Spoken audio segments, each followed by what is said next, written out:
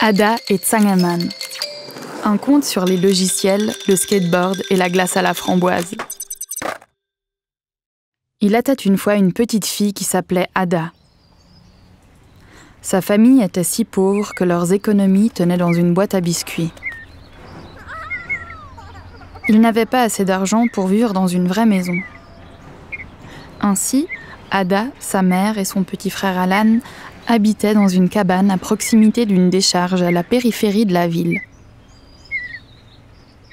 Loin de là, à l'autre bout de la ville, vivait un célèbre inventeur du nom de Tsangaman. Il était immensément riche. Aucune feuille de papier n'était assez grande pour y écrire tous les chiffres et les zéros de son compte en banque. Il habitait une immense maison avec piscine et toboggan aquatique, de nombreux escaliers, des tours, des centaines de fenêtres et tant de pièces que lui-même s'y perdait régulièrement. La propriété de Tsangaman était construite au sommet de la montagne. De là-haut, il pouvait observer toute la ville. Depuis tout petit, Tsangaman était fasciné par les ordinateurs. À cette époque-là, il s'agissait d'énormes machines avec des tas de câbles et des ventilateurs bruyants. À l'école, le petit Tsangaman rêvait souvent à tout ce qu'il pourrait faire avec les ordinateurs. Le jour où il serait plus petit, suffisamment petit pour pouvoir être intégré à d'autres appareils. Pour commencer, il installerait un ordinateur dans son skate pour lui faire des bruits cool en roulant, comme une sirène de pompier ou une fusée au décollage. Et il inventerait des machines à faire des glaces. L'ordinateur pourrait automatiquement mixer les parfums les plus sensationnels et vendre la glace. Il y aurait des machines à tous les coins de rue et il pourrait aller chercher sa glace préférée à chaque fois qu'il en aurait envie. Il construirait également un robot pour faire le ménage et une machine pour trier les briques de construction, afin que sa chambre soit toujours bien rangée. Chaque jour, Tsangaman avait de nouvelles idées. Il n'arrivait pas à penser à autre chose. Plus Tsangaman grandissait, plus les ordinateurs rétrécissaient. Quand il arriva en âge de quitter l'école, ils étaient si petits qu'ils pouvaient tenir dans la poche de son pantalon. Les plus miniaturisés tenaient même sur le bout de ses doigts. « Je peux mettre toutes mes idées en pratique », jubila Tsangaman, et il se mit au travail. Il intégra les petits ordinateurs à tous les appareils possibles et imaginables, pour les rendre encore plus pratiques. Et il vendit ensuite ses appareils. Adultes et enfants adoraient ses inventions. Les enfants voulaient tous leur skateboard Tsangaman avec le dernier son à la mode pour épater les copains dans la cour de l'école. Beaucoup possédaient également des enceintes Tsangaman, très pratiques. Il suffisait de leur indiquer le titre d'une chanson pour l'écouter. Et celui qui avait encore de l'argent de poche allait s'acheter une glace préparée automatiquement par la machine à glace originale Tsangaman en sortant de l'école. C'était comme de la magie. Mais tout cela était contrôlé par les petits ordinateurs que Tsangaman avait intégrés aux appareils. Dans l'école d'Ada, ses inventions étaient aussi très populaires, et elle avait beaucoup d'amis qui se baladaient avec des skateboards super cool. Ada était souvent triste, car sa mère ne pouvait pas lui acheter toutes ces merveilleuses choses. Pas de skateboard, pas d'enceinte, pas de glace. Mais Ada vivait juste à côté de la décharge. Elle y trouvait des appareils cassés et des pièces rouillées avec lesquelles elle fabriquait des choses géniales. Une caisse à savon, dans laquelle son frère Alan et elle dévalaient la colline. Une éolienne ou des monstres constitués de débris effrayants, qu'ils combattaient ensemble. Elle trouvait aussi beaucoup d'objets utiles, comme un vieux téléphone portable. L'écran était certes tout fissuré, mais elle pourrait le réparer. Près de la décharge, il n'y avait pas Internet. Tant pis, elle le capterait ailleurs. Ada prenait un tel plaisir à bricoler dans la décharge et à réparer les objets cassés qu'elle en oubliait complètement les skateboards et les glaces. Comme tout le monde achetait ses inventions, Tsangaman devint bientôt l'homme le plus riche du monde. Avec son argent, il fit fabriquer un énorme ordinateur en or doté d'un clavier en pierre précieuse et l'installa dans la plus grande pièce de sa villa. Depuis cet ordinateur, il pouvait contrôler par Internet tous les petits ordinateurs intégrés à ses inventions. Il lui suffisait simplement de presser les bonnes touches de son ordinateur en or et aussitôt, toutes les machines de glace à la vanille ne distribuaient plus que de la glace à la vanille. Si Tsangaman voulait que les gens mangent de la glace au chocolat, il appuyait sur la combinaison de touches correspondantes. S'il donnait l'ordre de vendre des glaces au citron, alors les machines ne produisaient plus que de la glace au citron. Tsangaman adorait ses inventions, et il était à chaque fois émerveillé de constater à quel point ces machines fonctionnaient magnifiquement bien. Parfois, les gens étaient déçus qu'il n'y ait pas leur parfum préféré. Mais que pouvaient-ils faire? Au moins, il y avait des glaces à chaque coin de rue. Cela amusait beaucoup Tsangaman, d'appuyer sur les touches scintillantes et de voir les gens manger ses glaces. C'est ainsi qu'il passait tous les jours de nombreuses heures devant son ordinateur en or. Il ne se lassait pas de regarder la ville d'en haut à travers son long télescope et de constater la fiabilité avec laquelle ses inventions exécutaient ses ordres. Quand il n'était pas assis devant son ordinateur en or, Tsangaman installait ses petits ordinateurs dans de nouveaux appareils pour les vendre ensuite. Il construisit des machines à laver qui envoyaient un message sur le téléphone portable quand la lessive était terminée, des aspirateurs qui diffusaient une joyeuse musique au lieu de vrombir bruyamment, des lampes qui s'allumaient et s'éteignaient d'un claquement de doigts, et des voitures qui indiquaient au conducteur où se trouvait le supermarché le plus proche. Bientôt, presque tous les appareils furent contrôlés par un programme informatique de Tsangaman. Certes, toutes les inventions n'étaient pas toujours aussi pratiques qu'elles en avaient l'air, mais les gens achetaient tout ce qui venait de lui. C'était juste comme ça. Tout le monde voulait posséder les appareils de Tsangaman, le plus grand inventeur du monde. Un beau jour, Tsangaman se dit « Aujourd'hui, je vais aller observer mes inventions de plus près ». Il mit son imposant télescope de côté et descendit plein d'entrain les nombreuses marches pour se rendre en ville. Il se réjouissait à la perspective de voir ses super inventions en action. Peut-être même que cette petite excursion me donnera quelques nouvelles idées. Car, pour être tout à fait honnête, mes dernières inventions n'étaient pas aussi pratiques que les premières, pensait Tsangaman. Mais mes machines à glace restent indétrônables, se dit-il non sans fierté, en passant juste après devant un groupe qui dégustait une glace à la noix de coco. Le parfum du jour.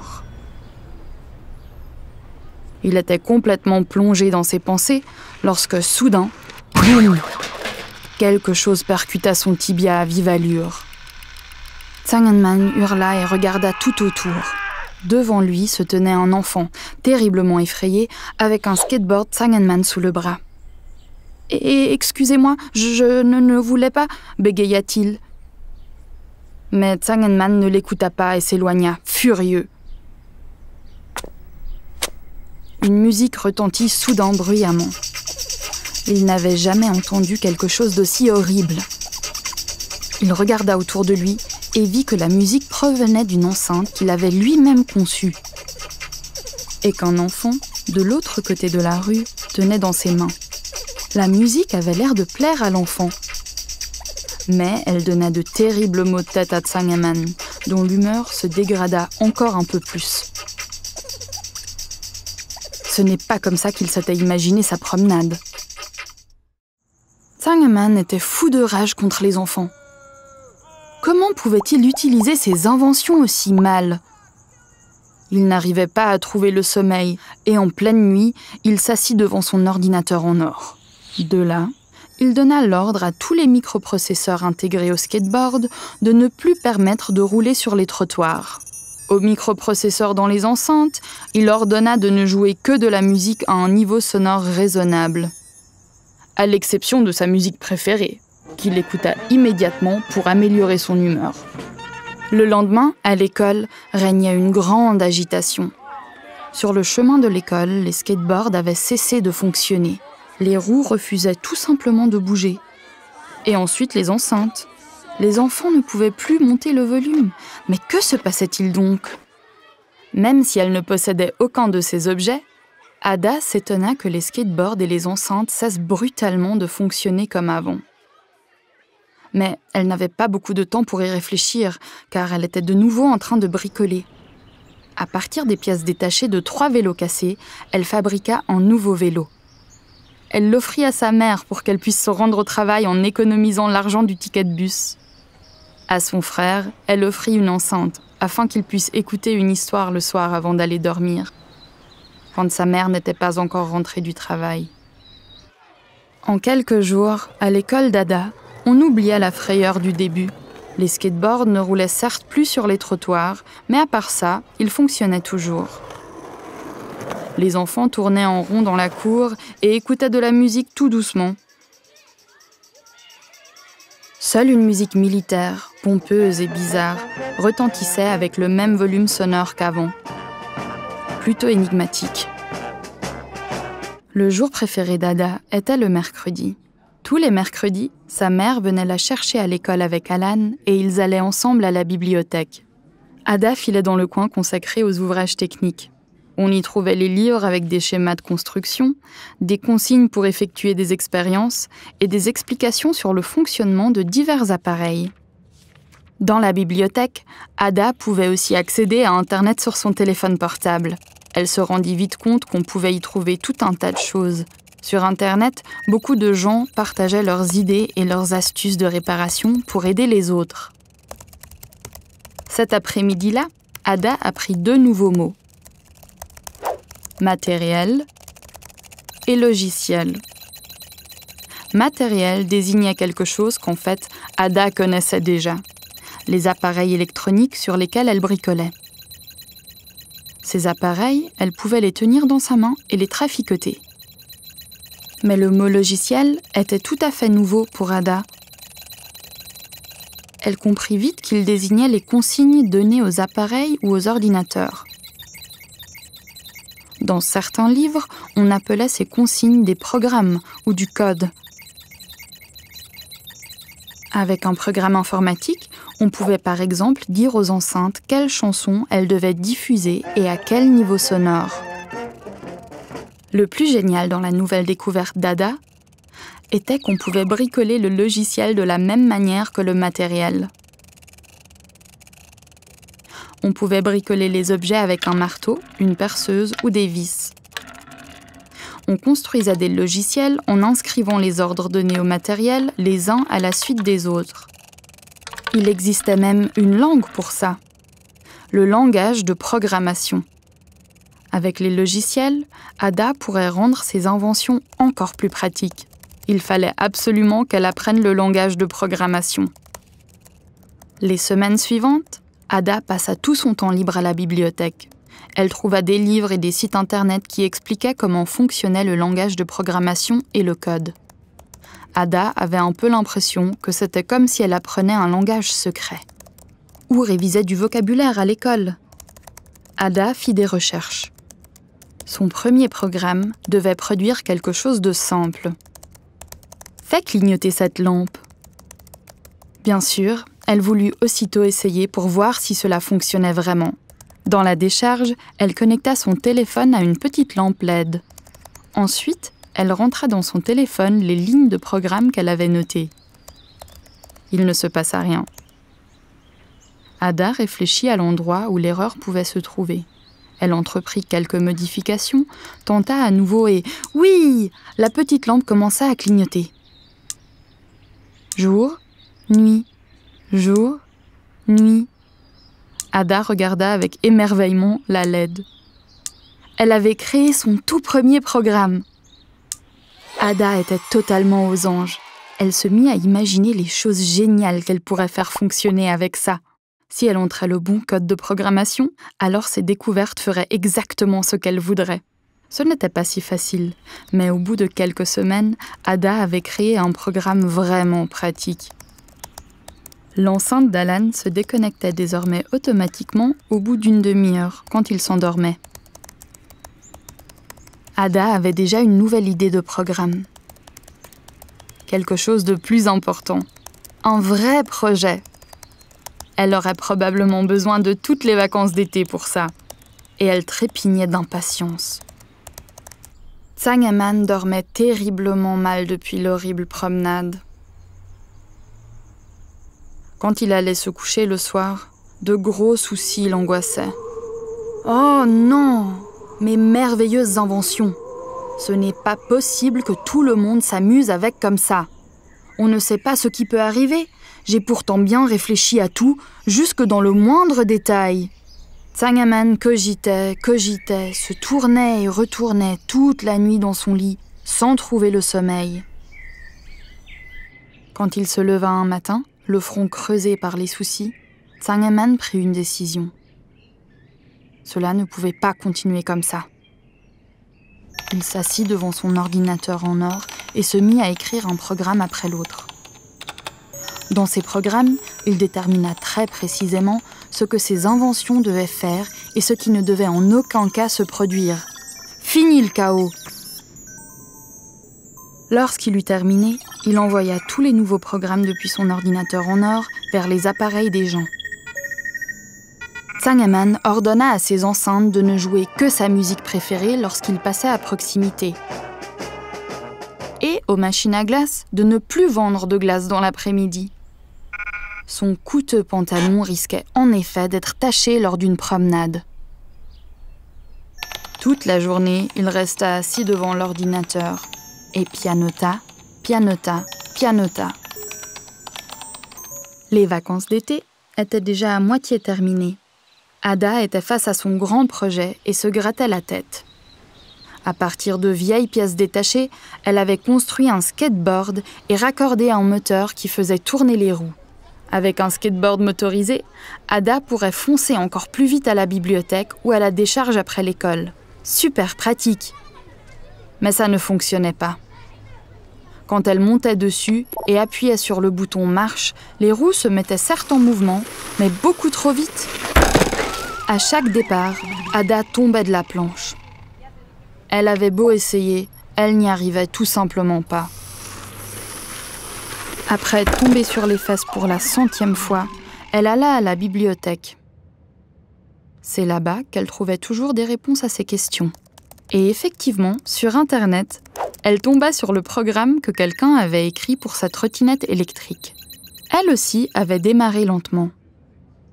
Ada chargea le programme sur son téléphone. De retour à la décharge, elle recopia quelques lignes du programme pour son skateboard. Elle adapta 2-3 choses et continua à bricoler. Après plusieurs tentatives ratées, le dernier jour des vacances, Ada monta encore une fois sur la planche et appuya sur le bouton « Marche ». Le skateboard se mit lentement en mouvement. Ensuite, il accéléra. Ça fonctionnait! Elle freina. Ça fonctionnait! Ada poussa un cri de joie et partit faire un tour au parc. Lorsqu'après les vacances, Ada se rendit à l'école avec son skate, les autres élèves n'en crurent pas leurs yeux. Pendant la grande récré, les copains et les copines de classe firent un cercle autour d'Ada et lui demandèrent, curieux, « Comment tu fais pour rouler sur le trottoir avec ton skate ?» Ada réfléchit. « Je crois que ça ne vient pas de vos skates, mais plutôt du logiciel qu'il y a dedans. » Sans doute que les logiciels ont été programmés pour que les skates n'aient pas le droit de rouler sur le trottoir. Mais on peut changer ça. Le soir même, Ada fit tout de suite un essai sur le skate de son camarade Tony. Elle travailla en cachette jusque tard dans la nuit et le lendemain, Tony pouvait de nouveau rouler sur le trottoir. En revanche, son skate ne pouvait désormais, hélas, plus émettre les sons que ses parents avaient achetés à Tsangaman. À la place, un drôle de bruit retentissait toutes les 10 minutes, qui ressemblait à un long gros. Ada savait que ce genre d'erreur pouvait toujours se produire. Mais le skate rotant de Tony était en fait plutôt rigolo. Maintenant, les enfants étaient de plus en plus nombreux à venir voir Ada à la décharge en sortant des cours. Elle les aidait à modifier les programmes de leur skate. Ils étaient plusieurs à s'enthousiasmer de cette nouvelle découverte. Incroyable tout ce qu'on pouvait faire avec un programme informatique. Ils voulaient qu'Ada leur apprenne tout sur le langage de la programmation. Et très vite, ils purent de nouveau rouler où ils voulaient avec leur skate. Mais ce n'était pas tout. Grâce au logiciel, ils pouvaient ajouter de nouvelles fonctionnalités très cool à leur skate. Marie installa sur sa planche des ampoules à LED qui changeaient de couleur selon la vitesse. Et Conrad fixa de vieux propulseurs à son skate pour lui donner plus d'élan. Ada, Tony, Marie et Conrad passa de nombreux après-midi à la décharge. Ils s'étaient même aménagé un véritable atelier où ils perfectionnaient leur programme pendant des heures en écoutant de la musique sur les enceintes qu'Ada avait fabriquées pour Alan. « Les enceintes de ton frère sont bien plus puissantes que les nôtres », remarqua Tony qui était occupé à fixer un indicateur de vitesse sur son casque. « Cela vient certainement du logiciel, » dit Marie. Ensemble, ils modifièrent le logiciel pour les enceintes. Puis ils montèrent le son aussi fort que possible et se mirent à danser ensemble comme des fous. Tous les jours, Ada et ses amis élaboraient des projets après l'école.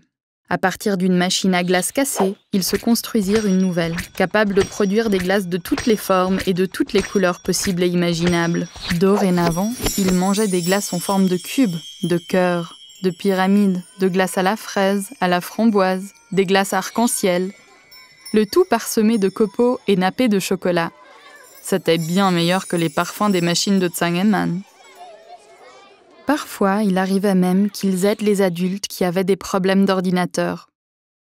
Tony reprogramma le fer à repasser de son père pour qu'il puisse à nouveau repasser des cravates.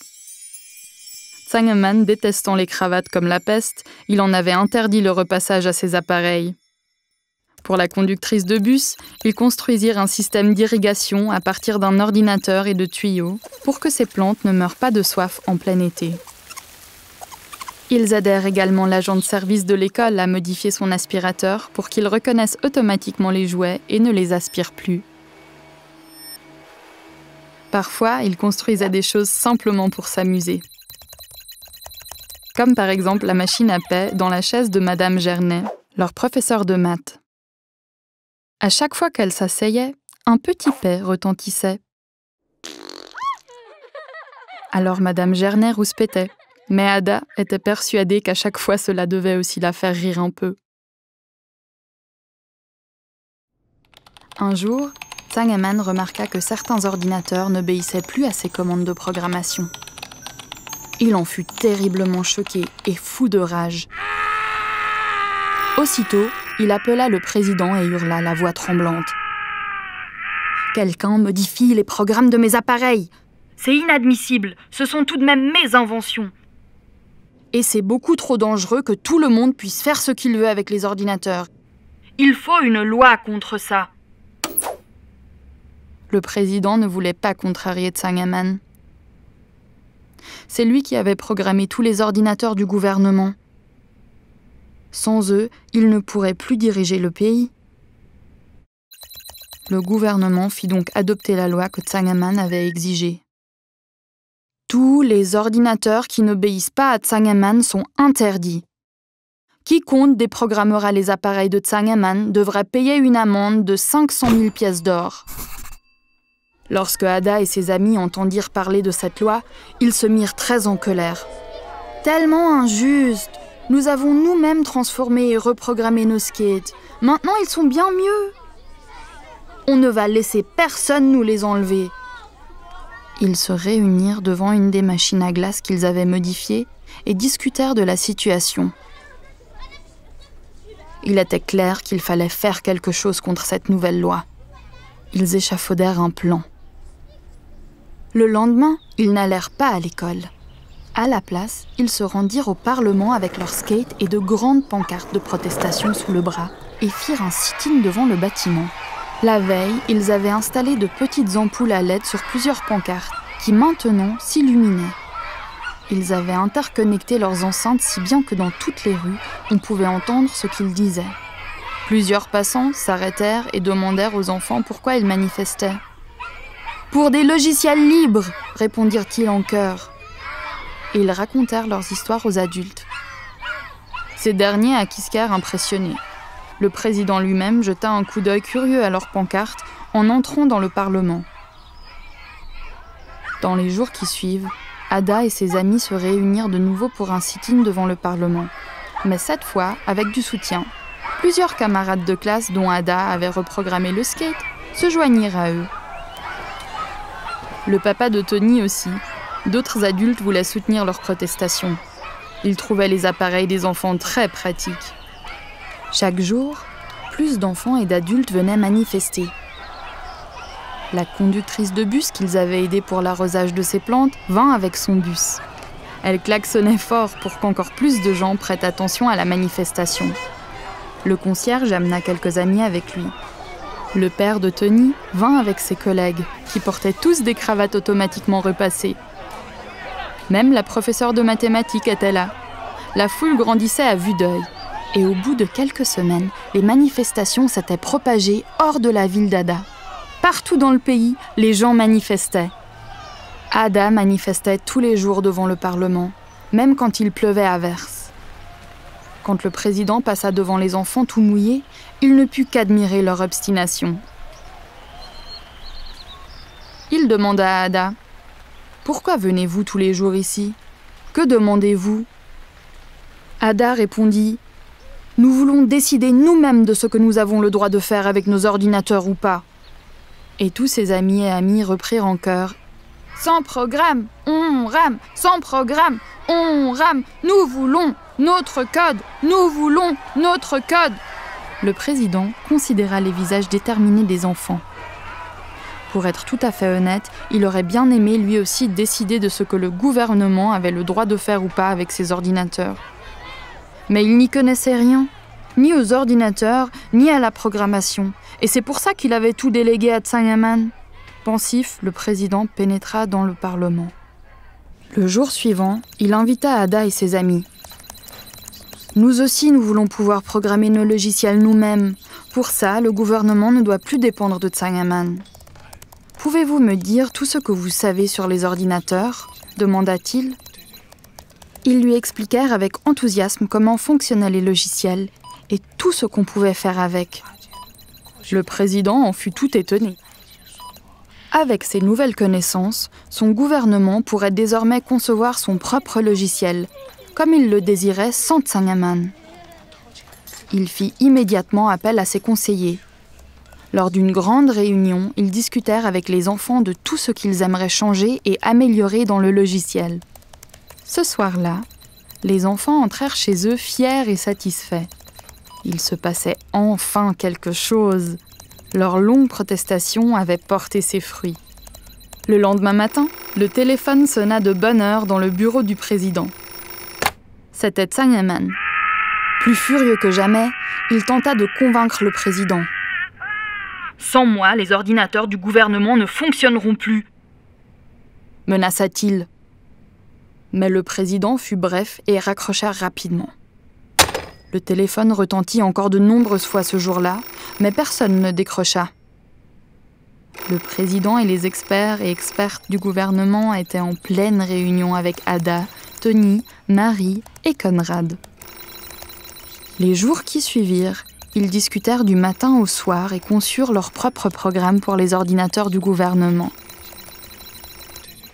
Ils ne furent plus dérangés par les appels de Tsangaman. Tony avait eu la bonne idée de reprogrammer les téléphones. Quand Tsangaman appelait, il tombait automatiquement sur le message suivant. « Le gouvernement ne souhaite plus travailler qu'avec des logiciels qu'il pourra utiliser, comprendre, diffuser et améliorer librement. Merci pour votre appel. » Après de longues semaines, ils eurent enfin fini. Le Parlement abrogea l'ancienne loi de Tsangaman et annonça « Toute personne a le droit de programmer elle-même son ordinateur tant qu'elle respecte les autres lois. » Par ailleurs, une nouvelle matière fut introduite à l'école. Informatique et programmation.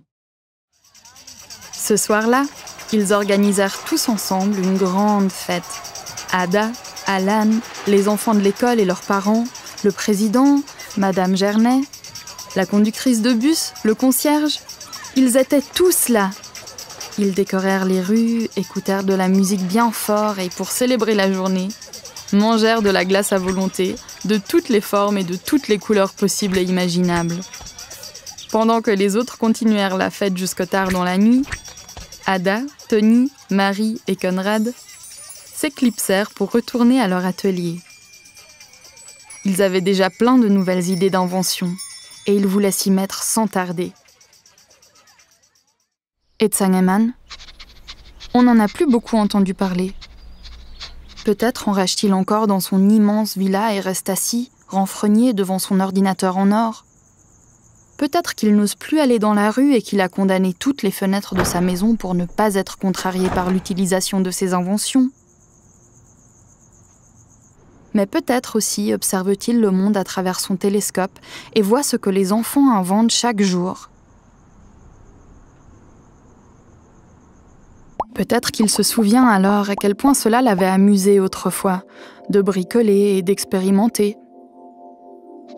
Et peut-être que, mais seulement peut-être, il lèche une glace à la framboise en forme de pyramide, parsemée de paillettes aux couleurs de l'arc-en-ciel.